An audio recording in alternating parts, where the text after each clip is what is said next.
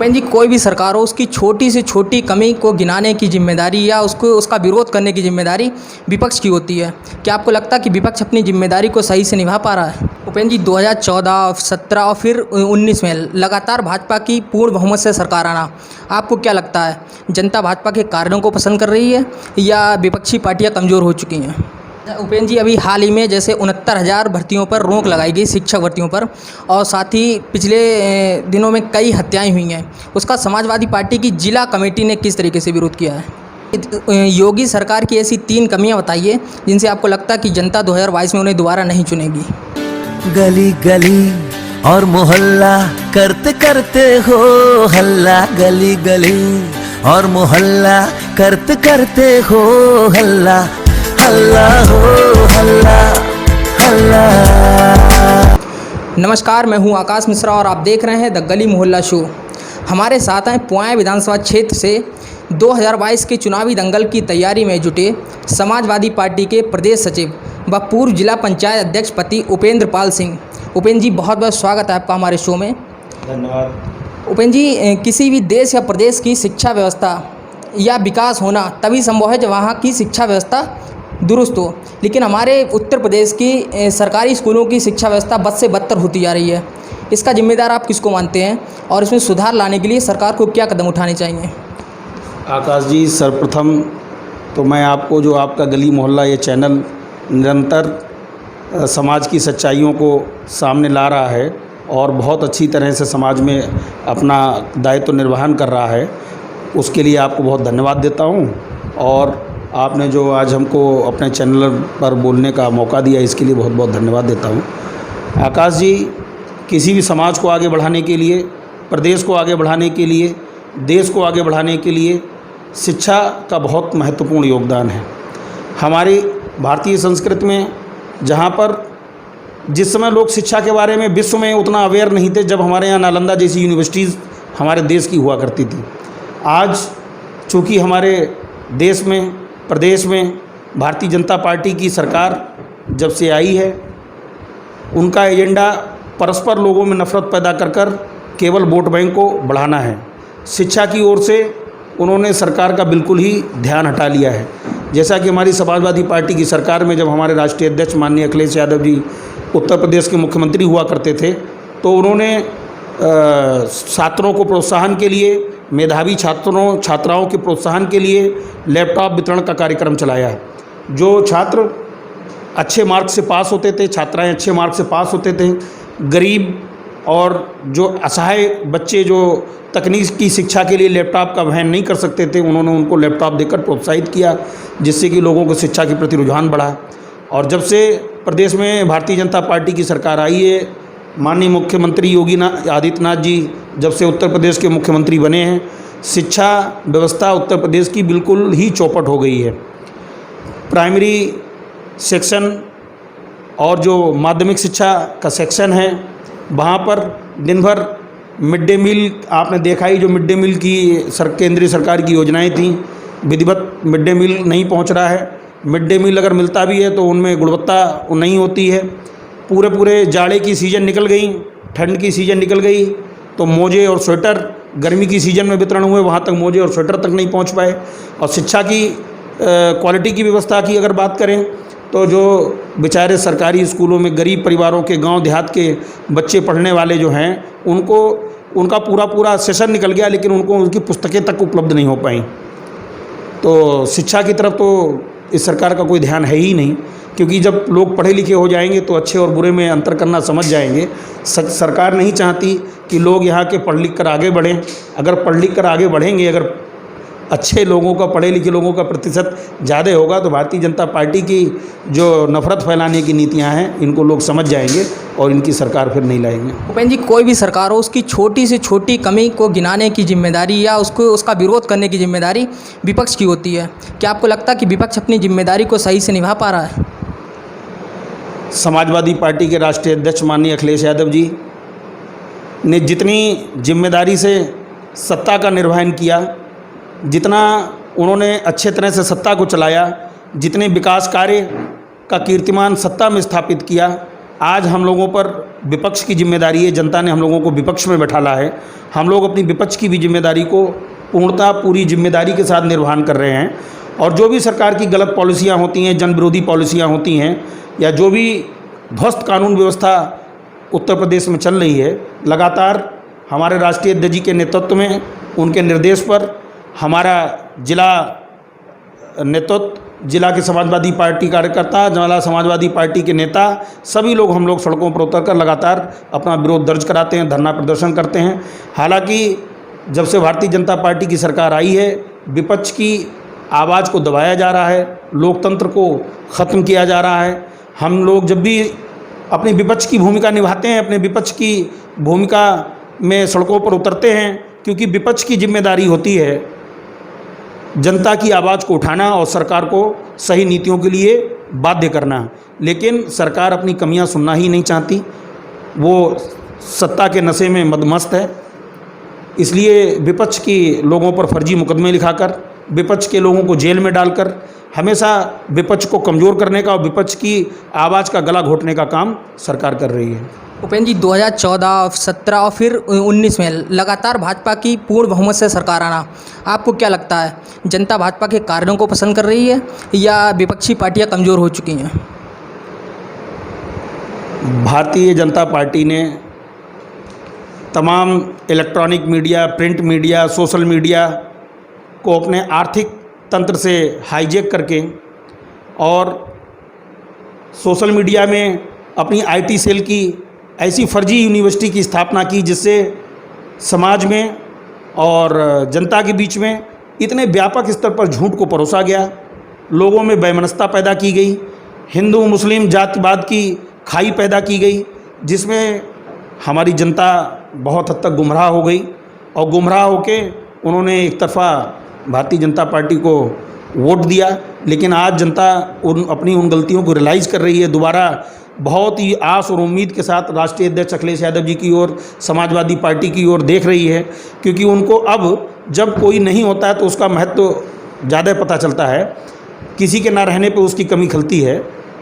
अब हमारे प्रदेश की जनता, देश की जनता समाजवादी पार्टी की ओर, माननीय राष्ट्रीय अध्यक्ष अखिलेश यादव जी की ओर बहुत आशा भरी उम्मीदों से देख रही है कि उन्होंने जो विकास किया, एक्सप्रेस वे हो, चाहे 108 एम्बुलेंस की सुविधा हो, चाहे 100 डायल सुरक्षा व्यवस्था की सुविधा हो, चाहे वृद्धावस्था पेंशन योजना हो, इतनी तमाम, चाहे कृषक दुर्घटना बीमा योजना हो, इतनी जनहित की योजनाएं चलाईं, उनको जनता आज याद कर रही है। कहीं ना कहीं कमियां हम लोगों की भी रहीं। हम लोग अपने किए हुए कामों को जनता तक उतने सुचारू रूप से और अपना उतने व्यवस्थित रूप से जनता को नहीं बता पाए, क्योंकि भारतीय जनता पार्टी कुचक्र रचने में और झूठा प्रचार करने में बहुत एक्सपर्ट है। भारतीय जनता पार्टी के लोग, उनका ऐसा तंत्र है कि वो 1 घंटे में पूरे हिंदुस्तान में गणेश जी को दूध पिलाने का दावा कर सकते हैं। झूठ का प्रचार वो इतने बड़े व्यापक स्तर पर करते हैं, जिसके सामने हम लोग कहीं ना कहीं अपनी बातों को पहुंचाने में सफल नहीं रहे। अच्छा, उपेंद्र जी, योगी सरकार की ऐसी 3 कमियां बताइए जिनसे आपको लगता है कि जनता 2022 में उन्हें दोबारा नहीं चुनेगी। योगी सरकार की कमियां ही कमियां हैं। 3 कमियां तो किसी भी प्रदेश के बच्चे से पूछ लेंगे, बता देगा। सबसे बड़ी तो कानून व्यवस्था।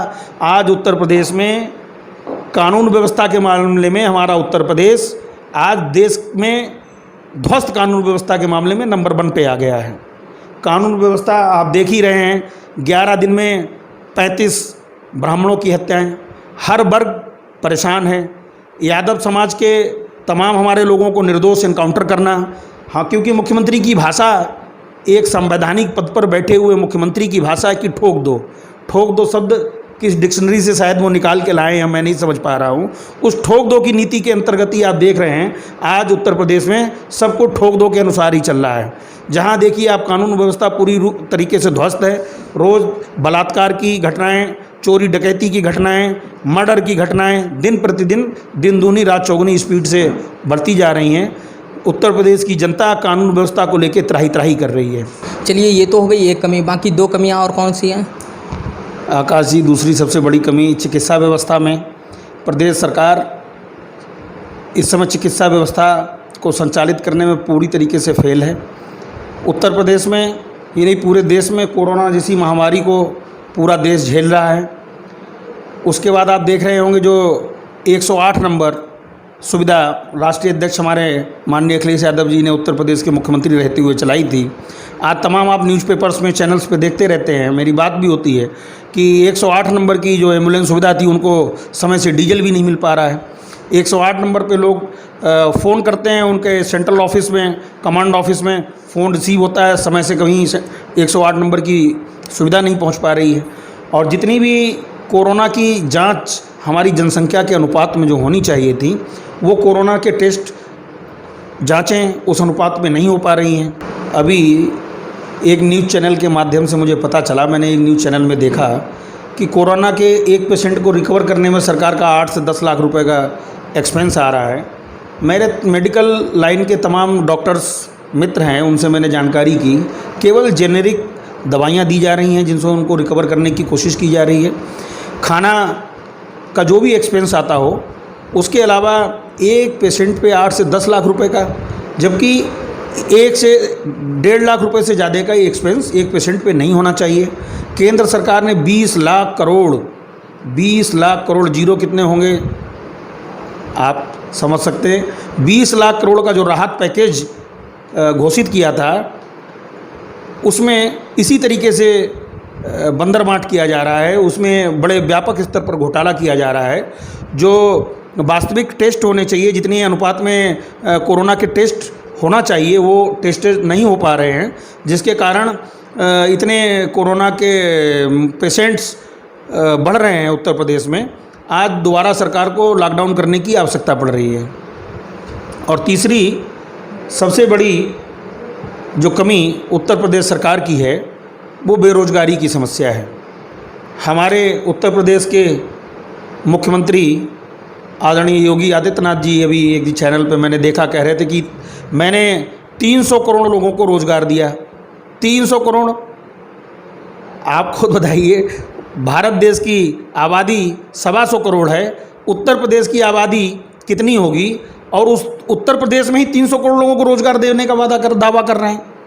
केवल रोज़गार के नाम पर युवाओं को ठगने का काम कर रहे हैं। युवाओं को बेरोज़गारी की समस्या आज मुँह फैलाए युवाओं के सामने है। आप देख रहे होंगे 69,000 की जो वैकेंसियाँ कैंसिल हुई, प्राइवेट सेक्टर में कहीं कोई लोगों को रोज़गार नहीं मिल पा रहा है, सरकारी स्तर पर वैकेंसियाँ निकल नहीं रही हैं। जो सरकारी एजेंसी संविदा पर लोगों को रख रही थी, वो भी संविदा पर भी अब नहीं रख रही हैं। लोग अपना घर चलाने के लिए, अपना परिवार का पेट पालने के लिए परेशान हैं। बेरोज़गारी की समस्या और इस सरकार में एक बहुत बड़ी समस्या है, जिसमें सरकार पूर्ण रूप से विफल है। अच्छा उपेंद्र जी, अभी हाल ही में जैसे 69,000 भर्तियों पर रोक लगाई गई, शिक्षक भर्तियों पर, और साथ ही पिछले दिनों में कई हत्याएं हुई हैं, उसका समाजवादी पार्टी की जिला कमेटी ने किस तरीके से विरोध किया है? 69,000 शिक्षकों की भर्ती पर जो भारतीय जनता पार्टी ने रोक लगाई, चूँकि भारतीय जनता पार्टी ने कहा था कि सबको रोज़गार, सबका सम्मान, सबका विकास, लेकिन जब से ये सरकार में आए हैं, अपनी कथनी और करनी में इनका बहुत अंतर है। ये अपने किए हुए सारे वादों को भूल गए हैं। आज पकौड़ा तलने को ही रोज़गार बताते हैं। रोज़गार के मामले में युवा दर बदर भटक रहे हैं, क्योंकि भारतीय जनता पार्टी का, माननीय योगी आदित्यनाथ जी का, लोगों को, युवाओं को रोज़गार देने से दूर दूर तक कोई वास्ता नहीं है। जो शिक्षा मित्र जिनको परमानेंट किया था, हमारे राष्ट्रीय अध्यक्ष अखिलेश यादव जी ने जिनको रोज़गार दिया था, दिए हुए लोगों को भी उनसे रोज़गार छीनने का काम भारतीय जनता पार्टी की सरकार ने किया। 22,000 होमगार्ड, उनको भी पैदल कर दिया, उनका भी रोज़गार छीनने का भारतीय जनता पार्टी ने काम किया।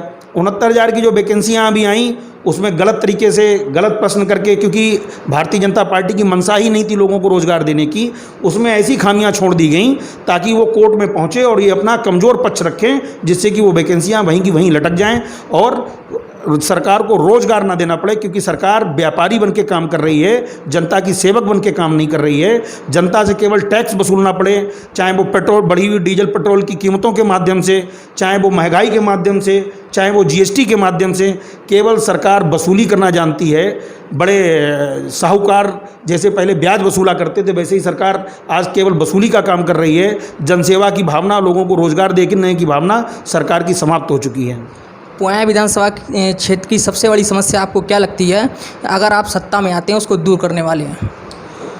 पुआया विधानसभा की बहुत सारी समस्याएं हैं, पुमाया विधानसभा में एक बहुत बड़ी समस्या है। खुटार से पुमाया को एक मुख्य मात्र जोड़ने वाला मार्ग, जिस पर एक भैंसी नदी का पुल पड़ता है, जो अंग्रेज़ों के समय जैसा पुल बना था, आज भी हर बरसात में उसकी मरम्मत होती है, लाखों रुपए इधर से उधर हो जाता है और वो पुल वैसे का वैसा ही है। क्षेत्र के लोगों में, युवाओं को वहाँ पर कोई भी ऐसा संसाधन नहीं है जिसमें रोज़गार मिल सके। वहाँ के युवाओं को अपने बेचारे बूढ़े माँ बाप को निराश्रित छोड़कर बड़े शहरों में रोज़गार की तलाश में जाना पड़ता है। आज वहाँ पर कोई ऐसी व्यवस्था नहीं जहाँ पर वहाँ के लोगों को रोज़गार दिया जा सके। चीनी मिल, एक जो समाजवादी पार्टी के समय में माननीय राष्ट्रीय अध्यक्ष हमारे अखिलेश यादव जी ने वहाँ की चीनी मिल को, जो कि पिछली सरकार ने बेच दी थी, निजीकरण कर दिया था, उसको पुनः चालू कराने का काम किया।